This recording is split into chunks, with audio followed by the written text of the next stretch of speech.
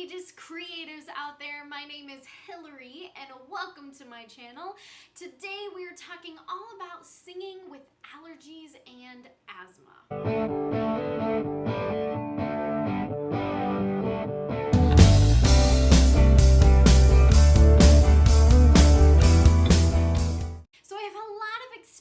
With this because I've had allergies and asthma basically since I was born, and it got to the point where I was taking so much allergy medication that my throat basically became chronically dry, and when I would try to sing it was really raspy, and it was almost to the point where my high notes just disappeared.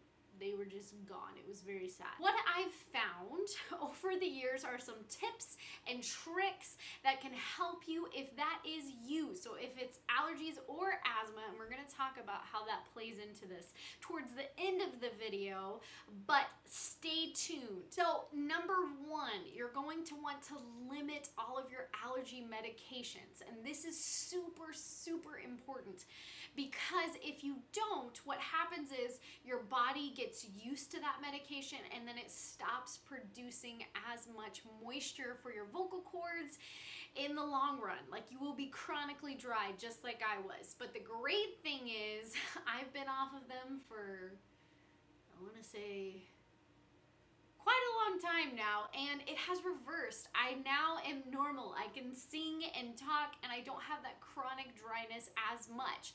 Now, there are certain times in the mornings where I'll struggle with it a little bit more, but I got you covered, don't worry. So a little side note to limiting these medications is something that has worked so well for me that I'm gonna suggest. Now, keep in mind, I'm not a doctor. Make sure you listen to your doctor, take their advice. They know a lot more about this than I do. But when it comes to the voice and how it's affecting your voice, what I found is using raw natural honey. And if you take one tablespoon, take a tablespoon of that, just get it in there. Whatever you gotta do. Take a tablespoon of that raw honey once a day, and that is gonna help you so much. Now, it's super important that it's local raw honey, because if it's not local to the area that you're in, it's not really gonna be as effective with those allergies where you're at.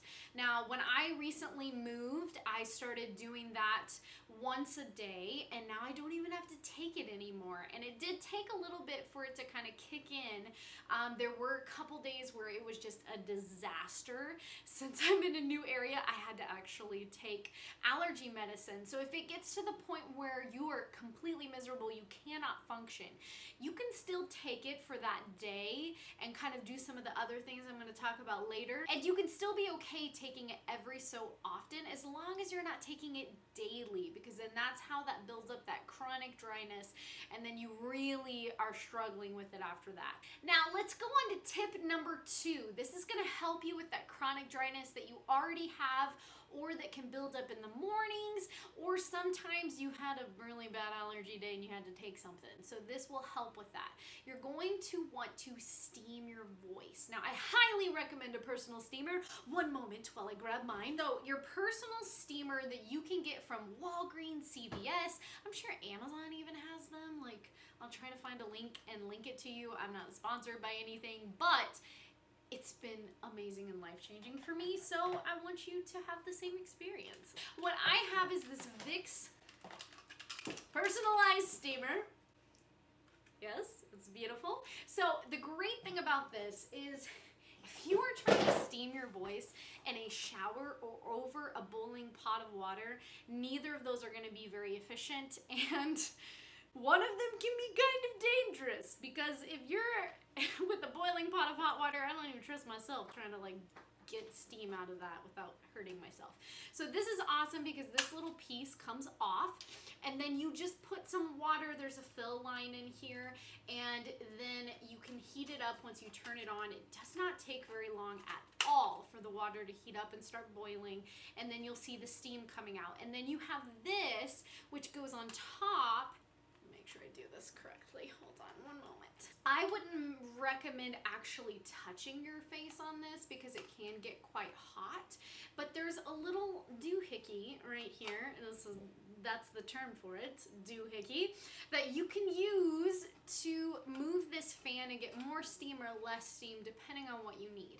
Now, you want to just breathe normally, alternating through your mouth, some through your nose, some. So the reason that this works is because when we breathe, our vocal cords are actually exposed to that air. Whereas if I drink water, they're not getting any of this moisture, because when you swallow, it doesn't touch your vocal cords. Whereas when you breathe, it does. So that's why the steam is so efficient and works so well to kind of moisturize those vocal cords, kind of get some love in there. So this is what you want. Ta-da! Number 3 would be, dare I say it, dairy products. Now, don't go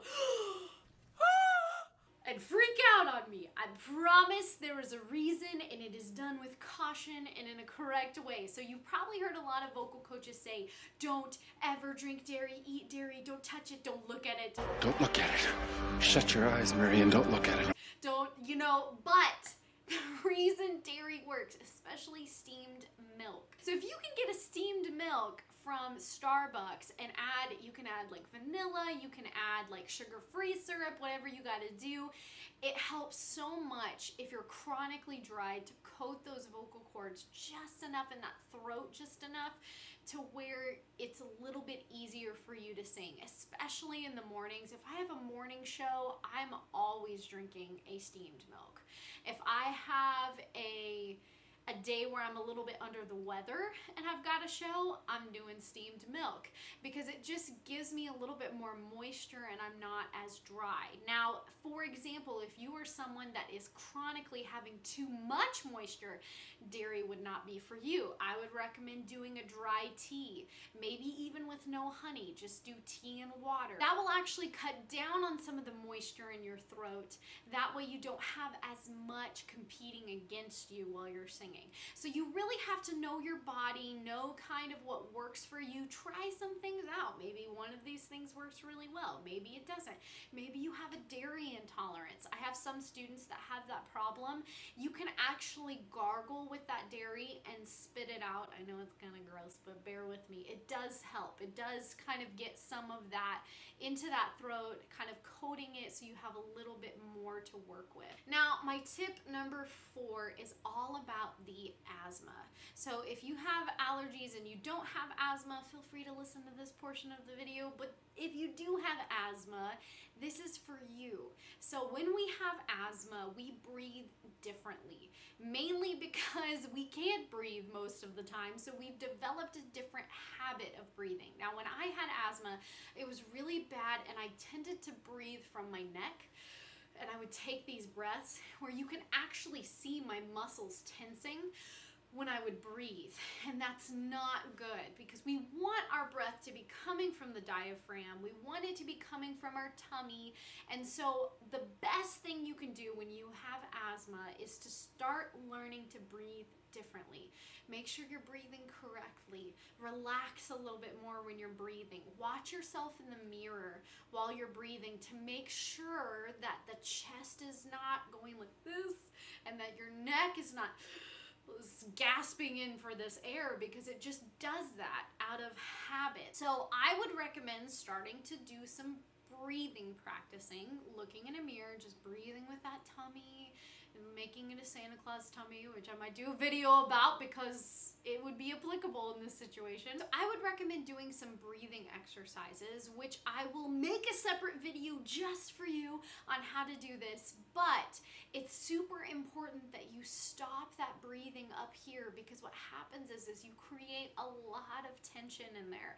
I at one point had so much tension built up from years of asthma and allergies that these muscles were so tight that if I were to turn my head, I would get dizzy because they were so tight. And you can also do stretches. So with the stretch, if you're looking to the side, what you want to be targeting is this muscle right here. And you can actually see I'm still tight. I'm just chronically tight because I've had asthma forever.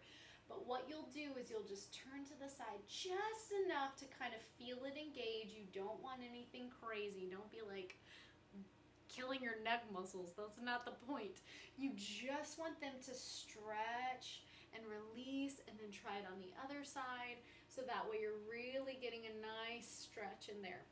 And this will help your muscles to relax and to release some of that tension. That way when you're breathing, it actually, just from that, it actually feels a little bit freer and better. So that's something that can really, really help. I hope that you've enjoyed this video and maybe learned something that you can implement in your everyday life that can make what you do just a little bit easier. So if you enjoyed the video, make sure you leave a like. Don't forget to subscribe because you...